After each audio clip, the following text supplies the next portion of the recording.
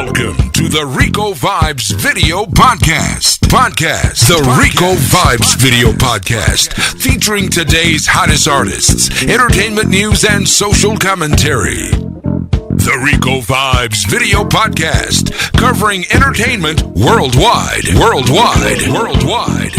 And now, here's your host, Ricovibes.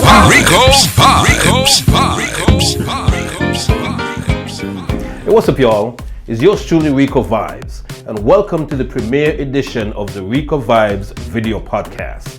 It's been about a year or so in the making, and trust me, I'm proud of the work that I've done so far.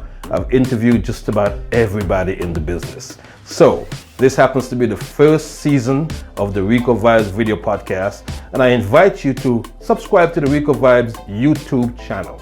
And also click on that notification bell, so whenever I post a video, you will be the first to be notified. And also, share this video as much as you can to your friends and family, all right? In this first edition, this first episode, I feature the one and only Anthony Malvo, a reggae veteran, a reggae icon in the industry. And also later on, I've got the one and only Haitian fly kid, DJ Kash. So folks, sit back, relax, and enjoy the first episode of the Ricovibes Video Podcast. We'll be right back. ATL is DJ Kash, the fly Haitian kid. We celebrating my birthday with the biggest birthday bash of the year, with performances by Cranium. Yeah, me I say this voice of Cranium. I don't know, say it's all about November 22nd. I'll be in the building for DJ Kash birthday party. DeMarco. I say, yo, this is a public announcement. I tell everybody in Atlanta, if you're not at DJ Kash birthday bash, you're being clashed. Tifa. Yo, I got IFA. It's Tifa. I represent for DJ Kash and in birthday bash November the 22nd, and you don't know your girl will be in the building and I'm mad. Something, yeah. We're Casanova 2 times. You already know it's your boy Casanova. I'll be in the building, man, November 22nd. The Kash birthday bash is going down. Ricky Blaze. November 22nd, mega live in Atlanta for the first time. Safari. DJ Kash birthday bash. I'ma be in the building. And Bert Simmons. For tickets, go to cashbash.com or text cashbash to 545454. A few months ago, I met up with veteran reggae artist Anthony Malvo. We sat outside of Sun City Jamaican restaurant at 6201 Memorial Drive in Stone Mountain, Georgia, and had a nice, interesting, in-depth conversation. So folks, sit back, relax, and listen to the first interview on the Ricovibes Video Podcast with Anthony Malvo. Welcome to the Ricovibes Video Podcast. From the 1980s to the present, he's been a dominant force in reggae dancehall music. My special guest today happens to be Anthony Malvo. Yeah, man, blessed, man. What's going on, man? Everything is great, man. God is good. Yeah? Give thanks for life. Yeah, man, blessed. Take us back to the 80s, and I know that's a long time ago. Yeah. How did you get into the music business back then? Well, started in the church with my grandmother, and that was my first audience. And from there, school concerts. And then from school concert, we used to sing on a sound called Black Star Sound in my neighborhood. Was popping, and Black Star was from popping. Right. Yeah. And then from there, we started the road from Black Star and on the streets. With that include me and Tiger. After we leave Black Star and on the road with Black Star, touring the whole of in Jamaica from the 14th parish, then we get a tour to come to America. So we come to New York, and this is a promoter called Parish, Edgar Parish. So we went to Bronx. So we started to do a tour in US. So we did a sound clash tour, so we do downbeat, all of the sound we can think about. And when we're ready to come back now, nobody no come back except for Tiger. Everybody stay, everybody just take off and say, really? Nah, go home back, I'm gonna stay in America. So we just go home back, and then after that we reach back now, King Jam is calling me because you know, so choose a small right. from everybody know where happened, everybody. Right. They must say, yo, me see your sound, everybody just take off, so you can't come be a part of King Jam's crew. And I say, well, that's good, because King Jam is the real thing. So this now was the beginning of my career, like singing career, because that was my university, my school, everything. Because that King Jam was a big organization. Right. You know, it have everything, you know, dub plate, studio, everything. So that's how we start the whole of the thing. And after that, we started our recording for King Jammies. Then the first hit song we do is with me and Tiger, but it wasn't for King Jammies. It was for Winston Riley. You know, that was one day where me and Tiger was sparring and we say, we are past the studio and let's go check Winston Riley. You know, so he must say, you know, I'm not checking Bridging. So when we came to the studio, it was like the beat was playing and Winston Riley said, listen, you have something for this? And I say, yeah, we have a thing for you. So just on the spot? On the spot. Wow. And we just make the song, Tiger make the doing theme part, and the song was just, it from that, it just take off from that day there. Wow. So that's how the career started build up and, you know, so we're still with King Jammies up to that time, going to tours in England, France, all over the place with King Jammies. So that was it. Do a recording with King Jammies and, you know what I mean, the whole heap of thing. Then after that, we just say, all right, me and Anthony Redos come together and we form a label called Oh You Fi Say That.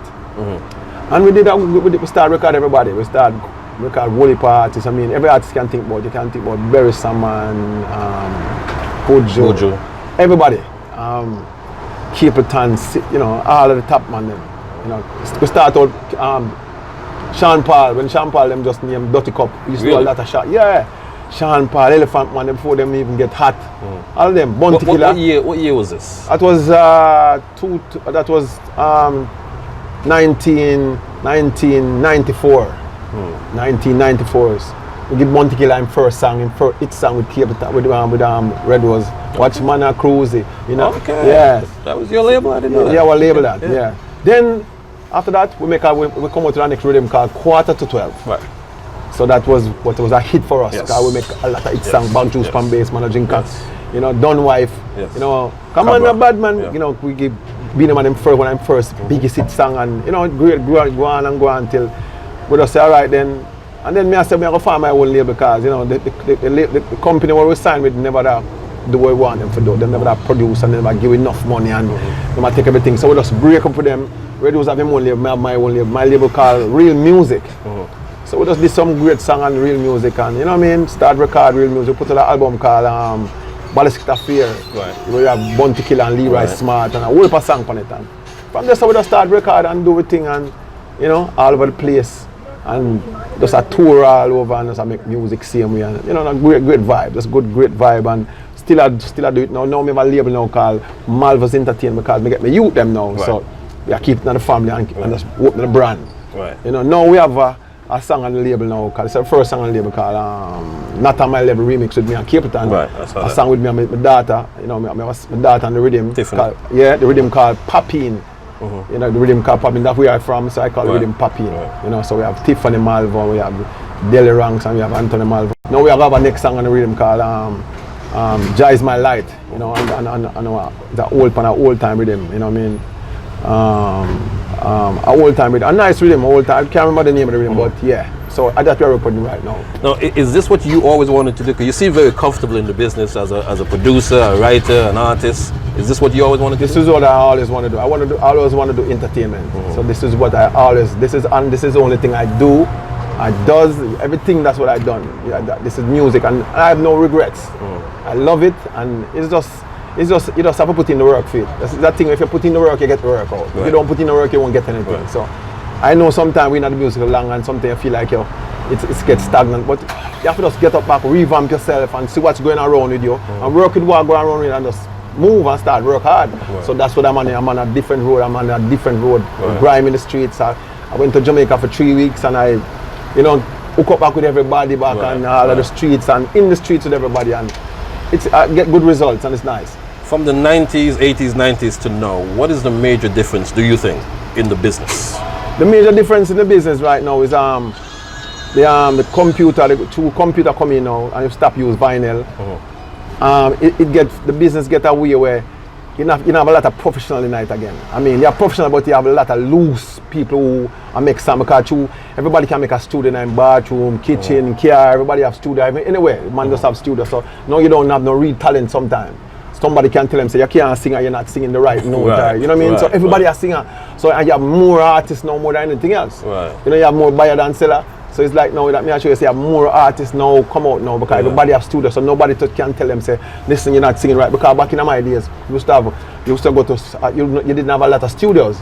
But when you go to studio, you have to do audition before you can record. Really? Yeah, you have to, like a day, like it's a Thursday's audition day. Gotcha. Everybody come in, Gotcha. you sing and them and say, well, you sound good, or go work on this first and come back. Gotcha. You know what I mean? The business lose that kind of quality there sometimes. We have still have people that make good songs, but a lot of trash I make right now. You know what I mean? Wow. And the beat them boring and them are more crossover. It's not, you know, the authentic beat again. So we are lose out. So we're going American style now. It's a more American music than really reggae music. But people still do it still, you know. Because even now, when the American artists them want to crash out, they still go back to the grassroots rhythm. Then they're not going to take these rhythm. These rhythm not going to have no use 20 years again. Nobody's going to listen to these rhythm because they're nothing. They're garbage. So what make the 90s and 80s and 90s those rhythms so different to now? Because they were real musicians. Now musicians, me and say, you have the drum machines now. You can just take a time. Anybody, not baby, who now have sense can make a beat. You know what I'm saying? You just make it on something. You can get a little thing to run it to make it have keys and so they don't really know if you play cards and know things and play bass, real bass. They don't do that. That's use everything is like on a machine. Gotcha. So you don't really get the real sound. You know what I mean? Some people do it and make it work, but you have a lot of garbage music. Really make, and it's not going to do good for us. You know what I mean? Because we are losing the authentic of the real music. You know, but still you have people still hold it out, but you have a lot of trash people. But they're not going to work out. They're not going to reach nowhere. They're wasting their time. What keep you inspired? Because I know you've seen a lot of things in the business. You've been through a lot in the business. What keep you inspired? What keep me inspired? My fans. My fans, every time I go to a place, I'm going to say, Malvo, a long time I listen to you. Boy, you just happened to I'm going to give a joke. I went to Florida and this guy, I was talking to him and somebody said, Malvo, and I look around and when I take a start, he wasn't talking to me. Somebody said, oh, your name? Me a family? He said, no. He have a business name Malvo, a restaurant name Malvo. And you didn't know that? I didn't know that. So these are the things that let me stay in the business because people still love me, and when I do shows, people come up to me and say, Malvo, I'm a singer from way back when, and they give me history, things that they've done and what my music have done to them. Yeah, and you know, that's something I say, well, you know, people still love me. I don't really like so. Because sometimes the new generation try to make it look like, say, you're old artist and thing, but not no old. The older we get a better ways. Right now I'm a better singer than how I used to be. I am a better artist, more on stage, everything, writer. You know, from sing in a studio, I'm a better artist right now.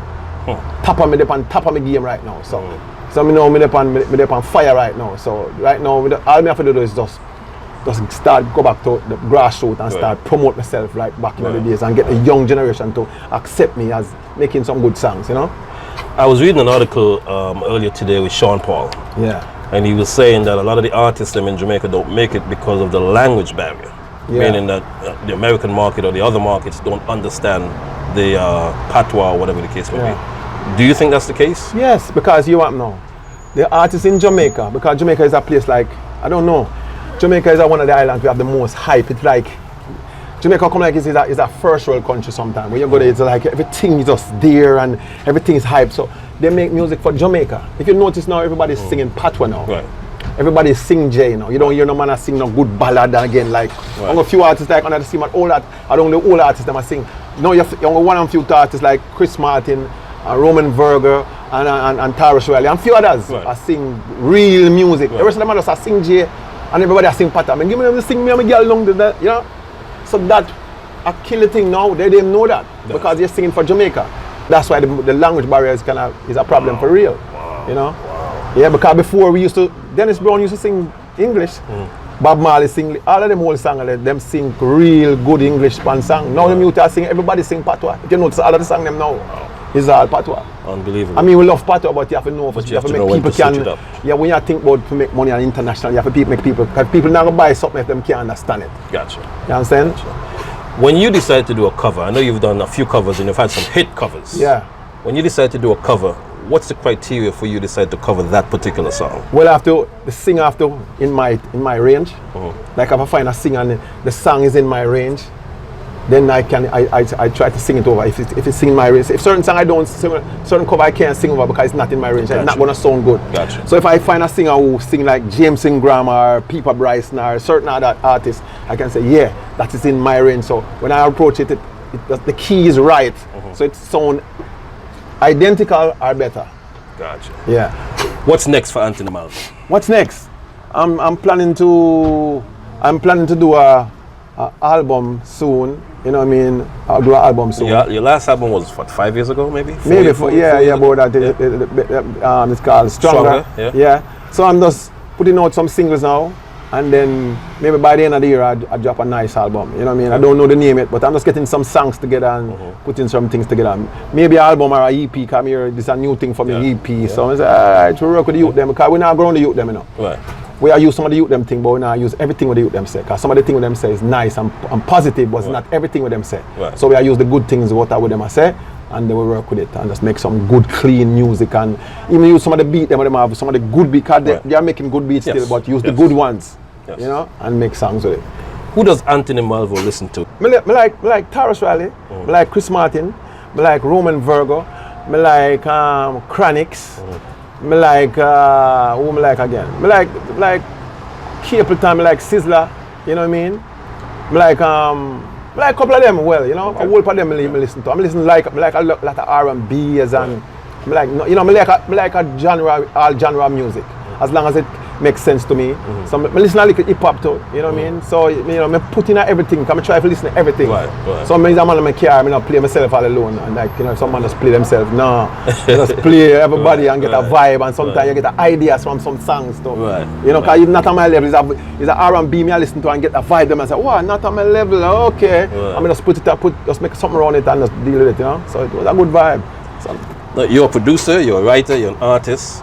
Which one of those hats do you wear more comfortable than the other? Or artists. Artists are my thing. Yeah. Producing not just because sometimes we go to producing because the new producer them now record us because they say, boy, them man all artists. And we say, okay. So, but we learn the business. To the fact, I learned the business from King James. I went to the University of King James. Gotcha. So when I've graduated with masters, flying colors, so I've learned this business from top to bottom. So I know I can make my own music. I know how to do it. So that's why I start to produce. And it's nice producing. It was a lot of ups and downs and things, you know what I mean? But I produce my daughter and myself, and if I can put a one friend on it or, you know, two. That's why I don't put a lot of songs on a rhythm. Like I don't go more than 5. Right. You know what I mean? Something I can more control. Is it more difficult to produce the newer artists than the guys from back in the days? No, the guys back in the days will come and new artists. Some of them might have a little hype because them that do them thing, but it was always that because music is a hype. Gotcha. Even back in the days when the artists hot. Them get trouble same way. Artists is a troublemaker from a long time. No matter what genre, them are just it's a thing about them. Gotcha. Especially DJs, them have a different type of spirit and different vibe. You know, so them, you know what I mean, I just have vibes. But I just saw it go through the hype and we don't used to it because never come see. It's like it's liquid. It's like entertainment business, when it's going good, you have to have strong heart for wallet because that's why you see sometimes you hear a man same hype. I don't really hype him hype. Him just can't believe some people are bow down to him and him just getting so much things and it. So it lick him, so him don't know how to deal with it sometimes. So you have to just make him cooler, give him a year or two, and he's back to normal. Because you know nothing lasts forever. True. No man no had straight. True. You know what I mean? What's the best advice you think you gave your daughter? Love the music first, because you have to love it first. Love the whole business. Because sometimes this business, there's so much doors closing your face, so much close, so much people turning back on you. So if you don't really love it, you're gonna as a two door close, you walk out of it. Because the moment that door closed on my face, I tell you, I look, I have my nose still because I lick off. You understand? And people tell me no and this and I say, no man, I can't take me, I'm going out still. And that's why I'm here and up till this day, almost 40 years, I'm still in the business. You know what I say? But I just because the love of it. And after the love, just try to make real music because it stay with you for years. And people will still come back and use your music and you will make money out of it. Like enough of the artists them now, people are use their music and you know what I mean? Yeah. So publishing and all that, you definitely have that in yeah, publishing we have them thing they lack and you know what I mean? It take a little while because before that we just used to sing for us. A man lit on a fence and fire 2 shots in the air and everything. We just used to sing for the people. We never sing for the music and then the producer wasn't educating us about publishing because they was taking all our publishing. Gotcha. But through, as I say, the social media make us know everything we are going, you know, that was a good part of it because we can know, we song can go anywhere in the world. You know, so nothing can hide again. No man can release a song in Egypt and you don't know. It's going to know because everybody put something on social media. So it's a good thing. So we can learn the business though, you know. It's funny, I was talking to some execs from VP Records and they were saying that some of the artists nowadays don't think that they need radio anymore. they think because you can just throw your music on YouTube and social media, that's all they need. Yeah. What do you think? Well, sometimes, you see, other things still, you know, a lot of people, the younger people, they don't listen to radio. And that was what I noticed. A lot of people don't listen to radio, like the younger people. So they do social media.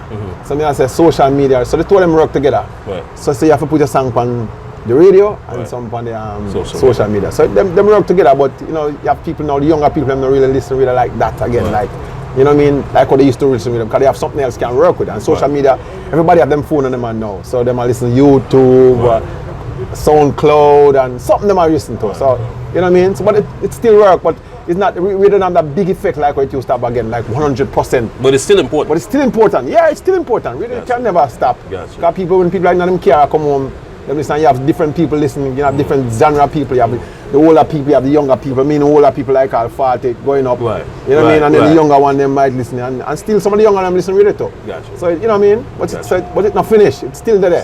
But it's not 100% like what it used to be. Right. Yeah. Now, before you go, you know, you've worked with Capleton, of course, you've worked with Tiger. Yeah. You've worked with a host of different artists. Is there anybody that you have not worked with that you want to work with? Well, a couple of artists that everyone like to work with still, you know, like, you know, Beresland, they are a good artist, you know what I mean? I don't, a good artist. Popcorn is a nice artist. As time goes by, you know, it will happen. Because sometimes you don't force it, you just make it happen. Make it be organic. Yeah, man. Big up all of the youth them too. Just make them stay just make positive music and make real music, because at the end of the day, I remember say everybody say, yeah, say people get old, but everybody get old, you know. Every day you get old, you know. So me I say, I was like this. I wasn't this age before. I was like them. You know, 19 and things. So, you know, for them time I'll come on, so you have to make a preparation for them time there. Gotcha. Because I see enough artists who make some money and make some song and then make idiot song too. And them eat a food on them time. And nobody can't collect and nobody want to hear them. Gotcha. Because the song them now have no substance. Gotcha. You have to make song with substance. Please, people and artists, make song with substance. Yeah, man, bless. Now, once again, before you go, what would you like your legacy to be? Anthony Malvo, 10, 20, 30 years from now, what would you like people to remember you for? Remember from a good music, for good music and good vibe, and you know, can we try to preach good things to youths and give everybody a good encouragement. That's my music. You know what I mean? See like how Bob Marley, you remember Bob Marley, someone me make it happen like that. Try make movie, write a book. All that kind of thing, I want to write a book, so one youth them still remember me, and I try to get myself on everything that youth them can remember me. So remember me from the music, that's why I try to make good music, so it stay forever. Timeless music. Yeah. If you write a book today, what would be the title? Title. I don't know yet. I don't know yet. Yeah. You don't know. Okay. Yeah, I don't know yet. But we have so much title around them to me head. Yeah. But I'm working on a book. I'm working on a book right now, you know what I mean? So I don't know when it's gonna come out, because I've been writing this for how much years, but you know, there's so much things I have to say. So that's not just a book, it's a novel. Yes. Every knowledge that I have, I'm gonna put it in the book. Gotcha. You know what I mean? So yeah. All right. Folks, it's the Ricovibes video podcast. My special guest today, Anthony Malvo. Yeah, man, blessed. It's a pleasure to be here, man. Thank you, man. I appreciate you. Yeah, man. Reggae music for years. Forever. Reggae music cannot die. The biggest thing, still reggae music. All right. Yes, Folks, we'll be right back. Money fall on you. If you haven't heard, the newest place to hang out in Stone Mountain and enjoy drinks and some good food with a Caribbean fusion is Duckano Grill, located at 6198 Memorial Drive, just minutes away from Stone Mountain Park. Try the curry crab legs, jerk chicken, curry shrimp, the grilled salmon rundum, or one of the Duckano favorites, jerk chicken or shrimp pasta, plus so much more. And from the bar, the signature Duckano rum punch is a must-have, or the Bob Marley beer buckets and bottle specials daily. And you can also join us for happy hour from 5 p.m. to 8 p.m. daily. On Mondays, Uptown Mondays, ladies free all night. Takeover Tuesdays, $12 hookahs and drink specials all day. Karaoke on Thursdays. And on Fridays, Flashback Fridays, old school party. Every time we're open 6 days a week, but we're closed on Wednesdays. To reserve VIP booths or book birthdays, call 770-674-1280. Come out and check out Duckano Grill, 6198 Memorial Drive in Stone Mountain. A great place to eat, have a drink, dance, and entertain friends. Hi, this is Leon. That's right, Leon from some of your favorite movies and lead singer of Leon and Peoples, and you're watching Ricovibes video podcast. ATL, it's DJ Kash, the fly Haitian kid. We celebrating my birthday with the biggest birthday bash of the year, with performances by Cranium. Yeah, me I say this voice of Cranium. I don't know, say it's all about November 22nd. I'll be in the building for DJ Kash birthday party. DeMarco. I say, yo, this is a public announcement. I tell everybody in Atlanta, if you're not at DJ Kash birthday bash, you're being Kash. Tipper. Yo, it's IFA. It's Tifa represent for DJ Kash and in birthday bash November the 22nd. And you don't know your girl will be in the building and I'm mad. Something, yeah. Casanova 2 times. You already know it's your boy Casanova. I'll be in the building, man, November 22nd. The Kash birthday bash is going down. Ricky Blaze. November 22nd, mega live in Atlanta for the first time. Safari. DJ Kash, birthday bash. I'ma be in the building. And Bert Simmons. For tickets, go to cashbash.com or text cashbash to 545454. Welcome back, folks. My next guest happens to be the one and only fly Haitian kid, DJ Kash. And I bet you didn't know DJ Kash the way you thought you did. Well, after this interview, you're gonna know him a whole lot more. I met up with him a few months ago at Island Jerk Center and Sports Bar on 5038 Memorial Drive. Very interesting conversation. I learned a lot about him that day, and you're about to learn a lot more about him yourself. Here it is, DJ Kash, the fly Haitian kid. Hey, what's up, y'all? It's the Ricovibes video podcast, and this is the Selector's Corner. I've got a special guest today, a special selector in the ATL from Brooklyn, but we're going to talk about that in a minute. Welcome, DJ Kash. Thank you, Rico. Thank you, man. What's up, man? It's been great, man. I'm great. We was just talking about me knowing you from Brooklyn, man. That's been, I don't want to date myself or date you, but that's been years. I'm talking back in the 90s, late 90s. I started playing sound when I was like 15, you know? So that's what I was saying. Like, I grew up hearing about natural vibes, you know what I mean? And going up by the record store in church. Yes. I think it was Church in 54th, was it? Yeah, and it was when I used to go to a church in just before Utica. I think so, and it was like on the side. What is it? Not Beverly. Church in, I can't remember it, but he used to hook me up with the 45s with $3. Remember that? And I used to buy that, and he used to be like, yo, if you buy like 3 or 4 on a rhythm, I'll give you an extra one free. Because I was young and I. See, if you don't know about records, you can't talk to me. Nah, I've never played records, you can't talk to me. And especially 45. Yeah, if you don't know 45, those little. Because I remember certain rhythms were like pre-releases and they only get them on 45s. Yep. And then. Or the 12 inches. Or the 12. The white label. Yeah. Man, we're dating ourselves. I used to go on church, man. I used to there was certain key sounds in Brooklyn that I used to hear about all the I used to hear about you all the time. It was like, you young, you used to hear about these sounds that were just larger than life. You know, when you're 15, you think man, I can't wait to get where people know me like Natural Vibes, Jam Cam from the 90s. Yes. Whoa, I forgot about that. Man, it was just a few sounds that were just like legendary to me growing up in Brooklyn. And I'm not originally from Flatbush, even though I lived in Flatbush, but I used to just be in Flatbush all the time. Then I lived in Flatbush for a few years, and then. So you were born in New York? Yeah. But your parents are Haitian? Yeah, my parents are Haitian. They came here, and that's another funny thing. People really ask me, are you really from New York? And are you really Haitian? Like, my parents are born and raised in Haiti. Like, they didn't move to America till their 30s. Really? Yeah, you know what I mean? Wow. My mother had me late in life, you know what I mean? So I'm the youngest of 5, so, and they didn't move, they moved here. My mother had my brother, he was the oldest, in her 30s. Wow. So like, or 30s, or like, I think maybe my father was 30 something and my mother was like 28, 29 or something like that. Yeah, and I was born in Coney Island Hospital, so I'm from Brooklyn. What was it like? Because I remember, back in the late 90s, early 2000s, it wasn't popular to be Haitian in New York. It wasn't. I remember Haitian used to get a bad rap, man. Bad, boy. So what was it like growing up Haitian in Brooklyn, as a matter of fact? Man, it was real. Like, see me, I was a fighter. Right. Like growing up, I wasn't scared to fight. Gotcha. Haitian kids were getting teased, but I wasn't getting teased. You know what I'm saying? Especially my brother had a decent name. He had a decent reputation in the neighborhood. So I was always known as, you know, Gary's little brother. Gotcha. So nobody really messed with me because of that. And I wasn't afraid to fight. Gotcha. You know what I mean? Gotcha. So, and I was always in the in crowd, and I always hung out with the older guys. Got it. So me personally, I didn't really have too many run-ins where they used to try to, even though you had a couple run-ins where it was like, they used to call me Haitian booty scratcher, you know what I mean?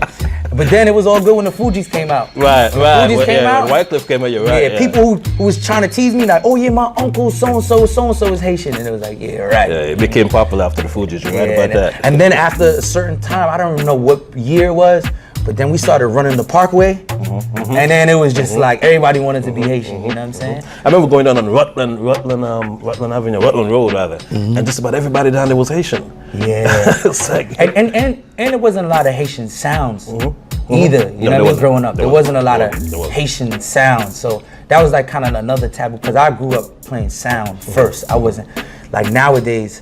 You can kind of just be a DJ. You know what I mean? But then you really didn't see a lot of people making it on their own as like just a DJ.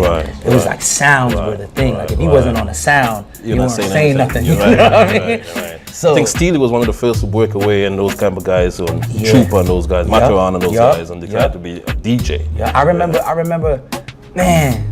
Again, telling my age, but I remember like listening to tapes. Cassette tapes. Yeah, live at a dance. And I used to listen and study those youths, yo.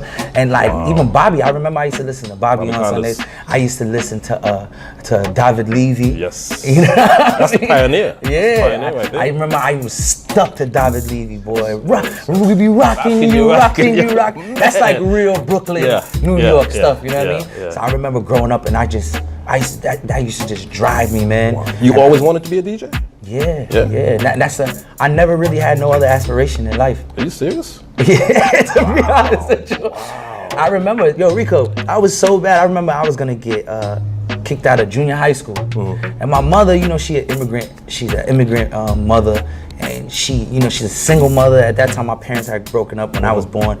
And my mother's a single mother. And she's getting calls from the principal, like, we're gonna kick him out of school, you know? And my mother sat me down and was like, what do you wanna do with your life? I never hear you say, my brothers and sisters, they wanna do this, they wanna do that. She was like, well, I never hear you ever say what you wanna do.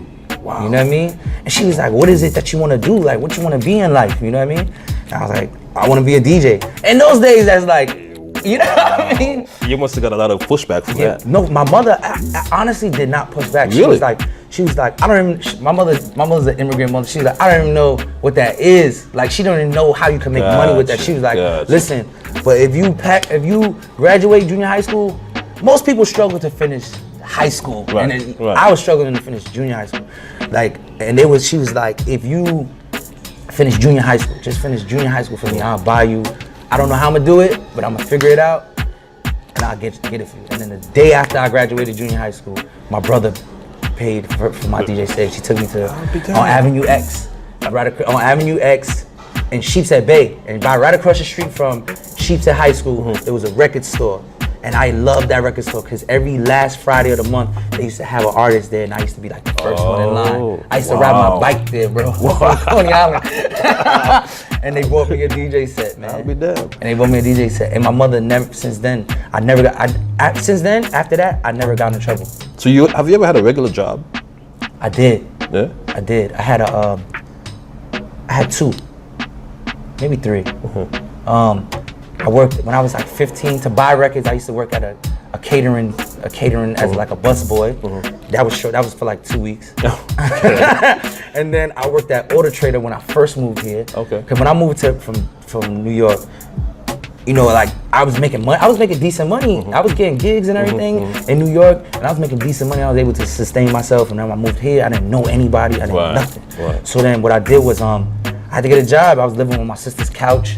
You know what I mean? So I had to get a job. I was working at Auto Trader, and then Juggler and Fo.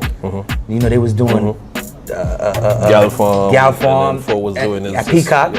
First ones to give me a paid gig. First ones.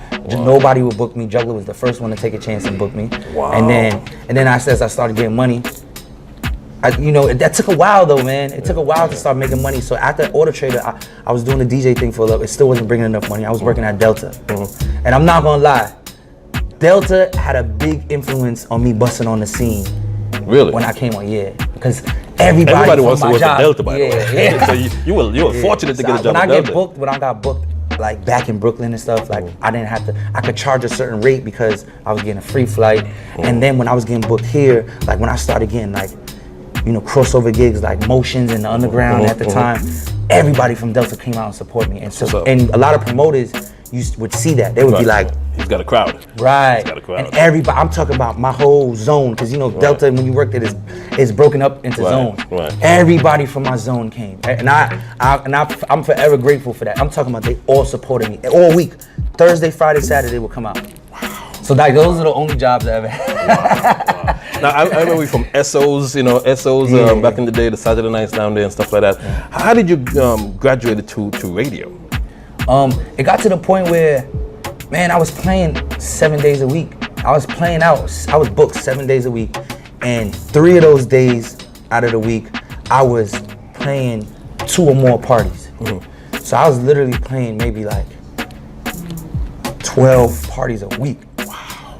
You know what I mean? Wow. So the program director at the time, he was like, man, like I keep hearing your name. You're on all these commercials on my station, and then all those V103. Yeah, and then basically, and then Abe Watson, who was running SOs and he was doing Motion at the time, he was like fed up with the DJs that were on that station. He was like, none of them are good. This kid, he's doing everything, you know. You might as well put him on the station. And then he did his research and like, yo, this kid is on every popping party. So then that's how I did it. Like I never interned. I never nothing. Yeah. How long did you stay at V103?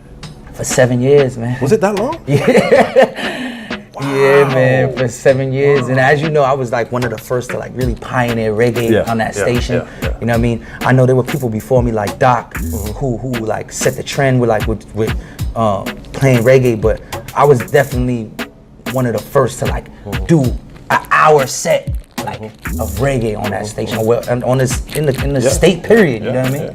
So, why did you move to 107.9?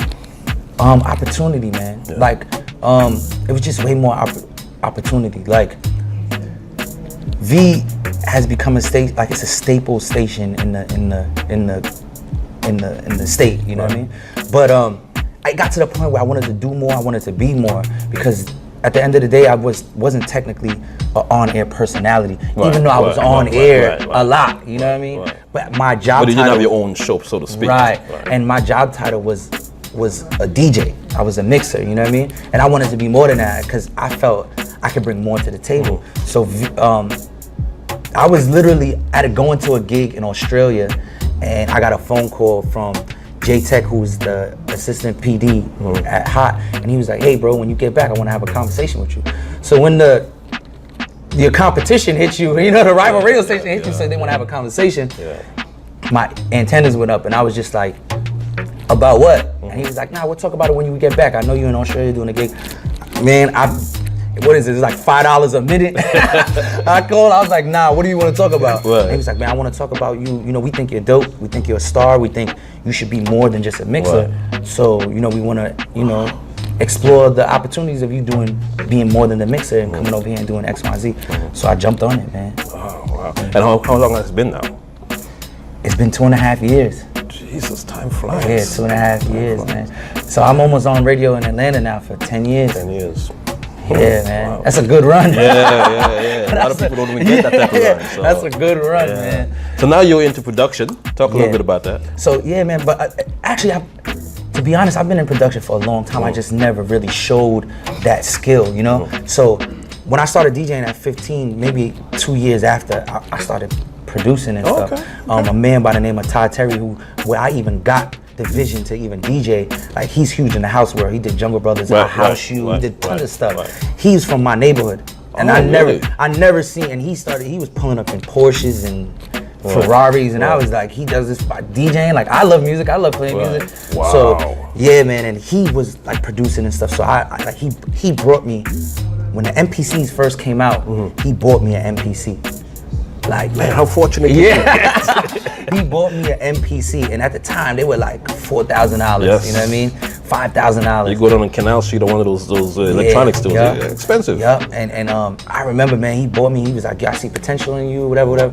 And I used to play him like little beats I made by taking Remember the Gemini turntables that had the sampler on it? Yes. I remember. Yes. So I used to use that. I used to sample a beat, and then what I used to do, I used to sample like it's crazy. I would sample a drum loop, like a break beat, right?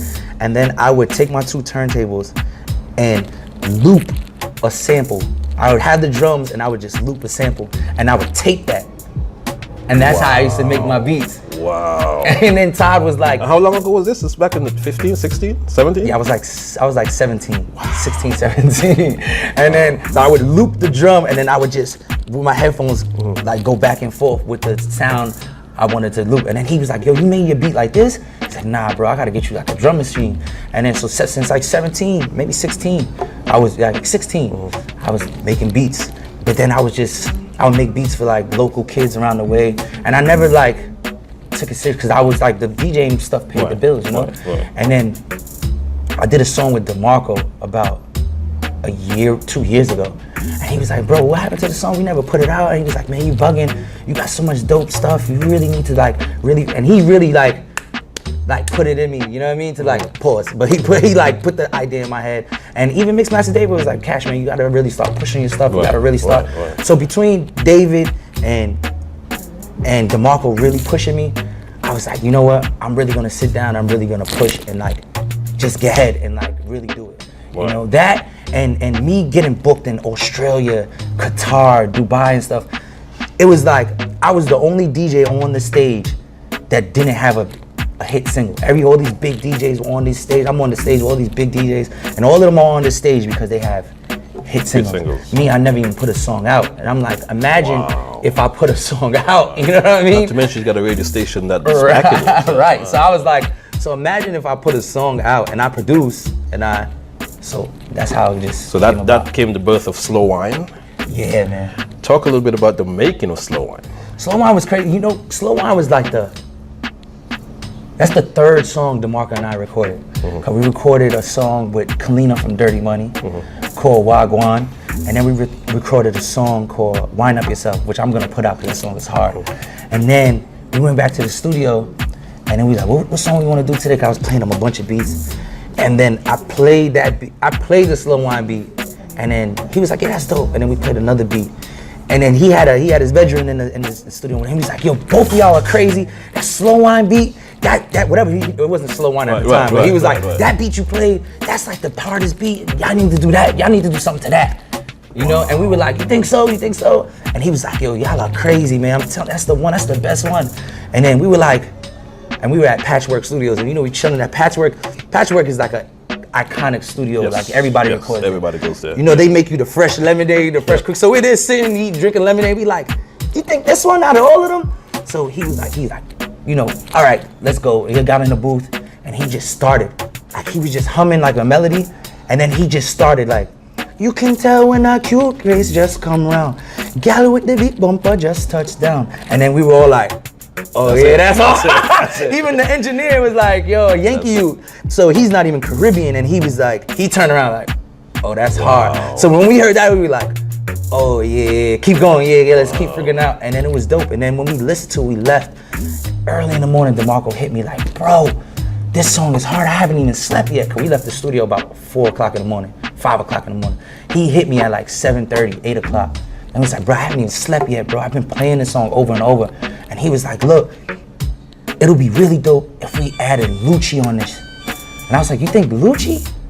And he was like, cause you know, Lucci doesn't have too much crossover. He was like, yeah, you know, Lucci's Jamaican, his father's Jamaican and whatever. He's never done a song like this. I think it would be dope, he could fit.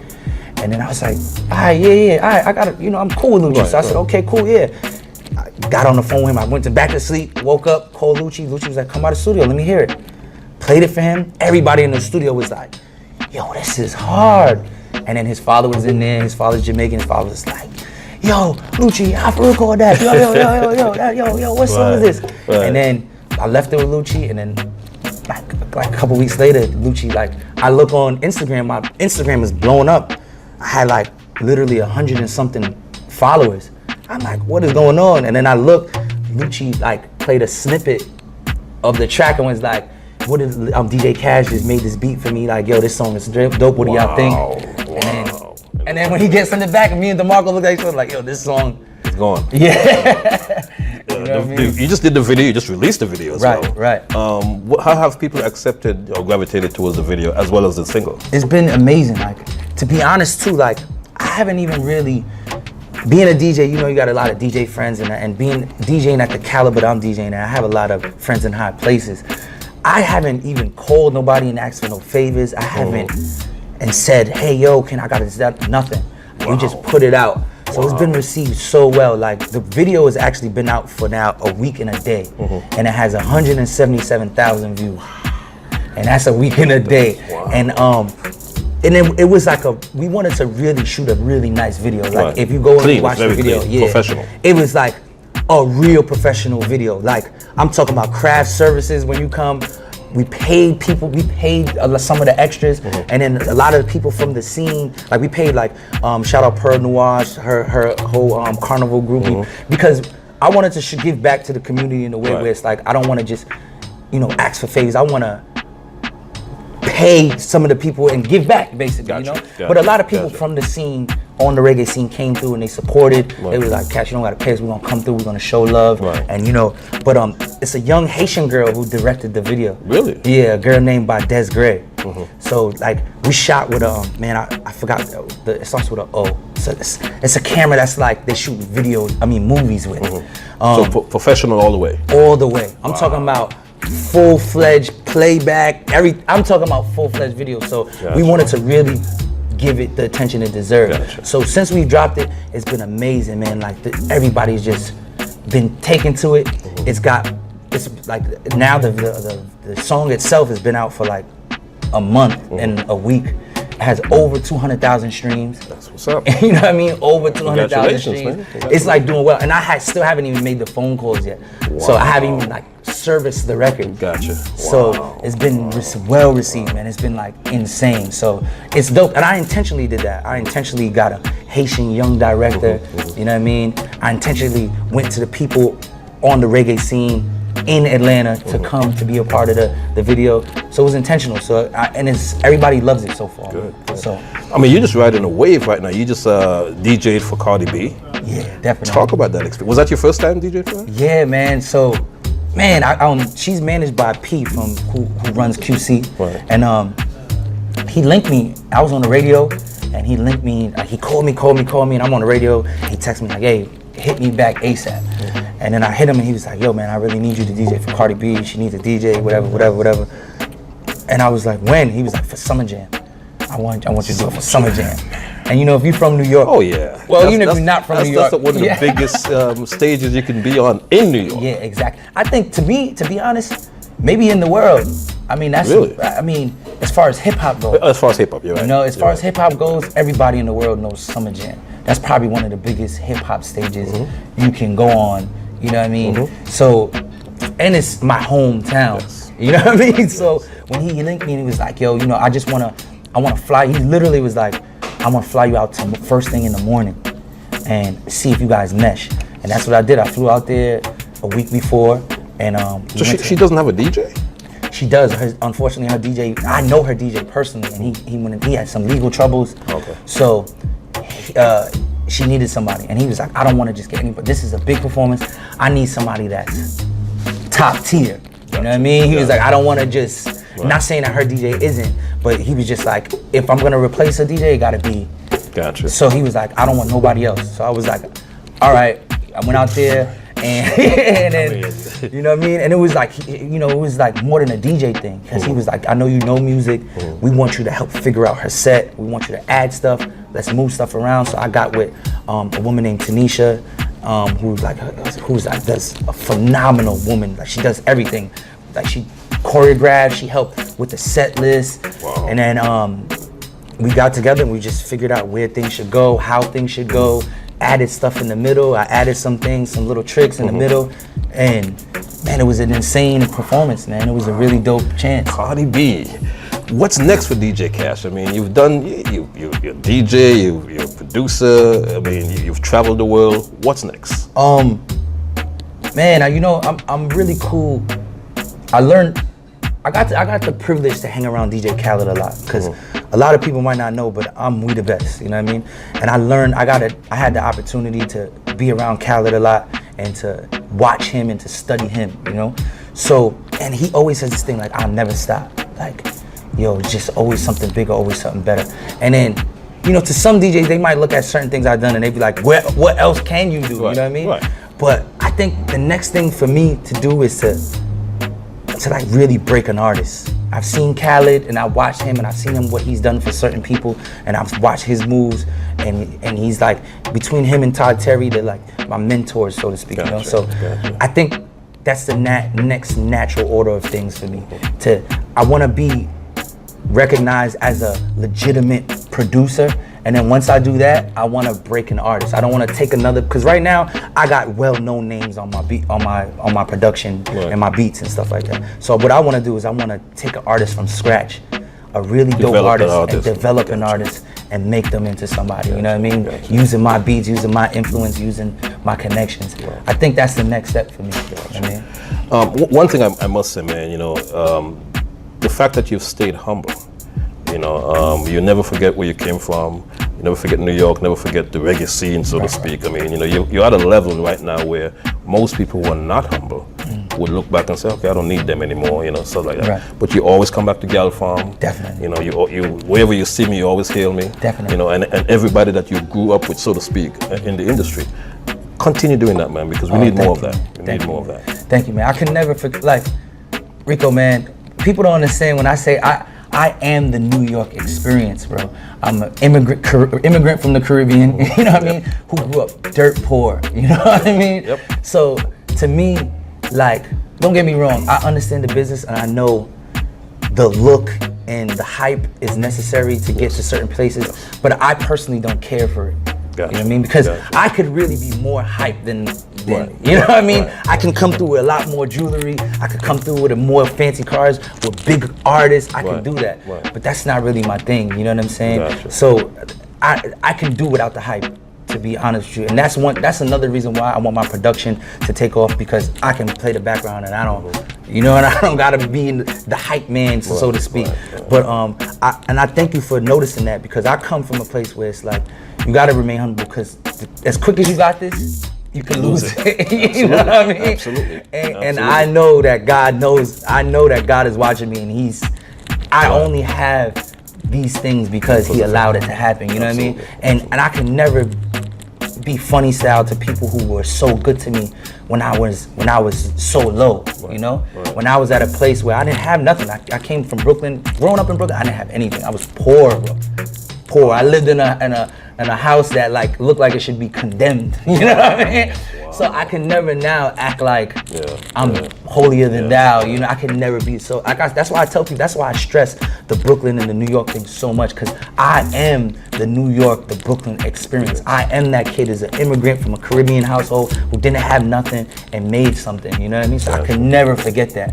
So I thank you for even pointing that out, and like, you know, I thank you, man, but I can never be Hollywood, you know what I'm saying? Haiti, you know, before you go, how much do you plan to go to Haiti, and what do you plan to do there in terms of, because of the fact that, you know, you are the epitome of a Haitian. Right, thank you, man. Like, a lot of people don't know, man, that goes back to like me not really boasting and going hard about everything I do, but man, I donate a lot to Haiti. Like, every year, I take thousands of dollars of my own money, you know, like, even like, there's a resort in Dominican Republic that's been trying to get me.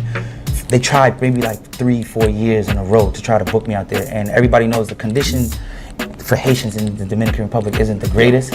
So I refused to go there because of that. But then, you know, when I started thinking, I said I could do more good for my people if my boots were on the ground there versus just protesting, not going. So what I did was, I upped my charge. Well, I don't even want to say that, but I negotiated a price where I take that entire money, every dime of it, and I buy things for Haitians living in Dominican Republic and Haiti. So I take all that money. I don't make $1 over that weekend. I go DJ for the resort, and I don't make $1 that weekend. I take every single dollar, and I don't put the resort in charge of doing that. I take the money back. I work with an organization called ATL for Haiti, where they literally go and give the stuff themselves. I buy barrels, shoes, toothpaste, soap, clothes, everything, and literally give it out personally, like, you know. Wow. So like I do that consistently for Haiti, you know what I mean? Consistently. So I try to get back to It's funny, Haiti we had this conversation a few weeks ago at the Sac Passe dance. Right. And when I realized that Sac I don't want to say Sac Passe, you know the I know the controversy behind it. But when you started telling me the things that you've done and the places you've gone, and I said to myself, wow, you know, this guy he's reached the pinnacle, really, but he's still grounded. Nah, thank you, man. And I'm like, wow, you know, because a lot of you know folks they'll boast, they'll brag, they'll go on their social media, you know, they'll have a cameraman traveling with them, and everything gets documented. You don't do that. Nah, man, because I believe it's all praise to Allah. A lot of people don't know that I'm Muslim. Okay. So I'm Muslim. Like for me, everything is due to God, like everything. So without him, like none of this is possible. So I can never really act like it was really my doing, because it's not. You know what I mean? So it's all praises to him. So that's why I really don't brag. I don't boast. I don't try to. You know what I mean, there's sometimes as an entertainer, of course, I'm gonna talk my talk. You know what I mean? And sometimes people try to leave me out of the conversation when they talk about.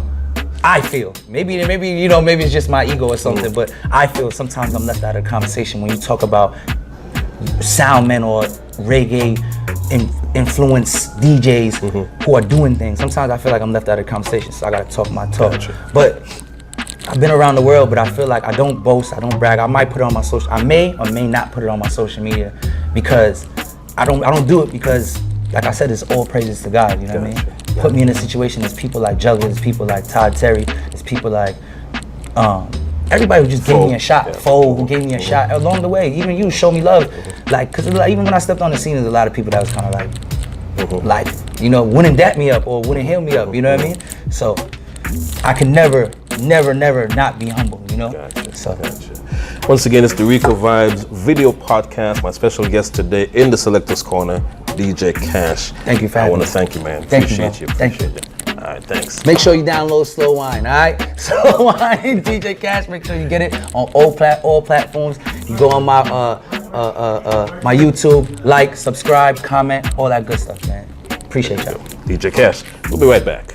ATL is DJ Kash, the fly Haitian kid. We celebrating my birthday with the biggest birthday bash of the year, with performances by Cranium. Yeah, man, I said this myself, Cranium. I don't know, say it's all about November 22nd. I'll be in the building for DJ Kash birthday party. DeMarco. I say, yo, this is a public announcement. I tell everybody in Atlanta, if you're not at DJ Kash birthday bash, you're being Kash. Tipper. Yo, it's IFA. It's Tifa. I represent for DJ Kash and his birthday bash November the 22nd, and you don't know your girl will be in the building and I'm mad. Something, yeah. Casanova 2 times. You already know it's your boy Casanova. I'll be in the building, man, November 22nd. The Kash birthday bash is going down. Ricky Blaze. November 22nd, mega live in Atlanta for the first time. Safari. DJ Kash birthday bash. I'ma be in the building. And Bert Simmons. For tickets, go to cashbash.com or text cashbash to 545454. Well, folks, we've come to the end of the first episode of the Ricovibes video podcast. I want to thank all the followers, all the supporters, everyone that contributed over the years to my success, and everyone that contributed in any way, shape, or form. Thank you so very much. Once again, if you don't already subscribe to my YouTube channel, subscribe right below, okay? Hit that like button and also subscribe, and also hit that notification bell. Folks, thank you so much, and stay tuned for the next episode of the Ricovibes video podcast. Thank you, folks. Have a blessed day.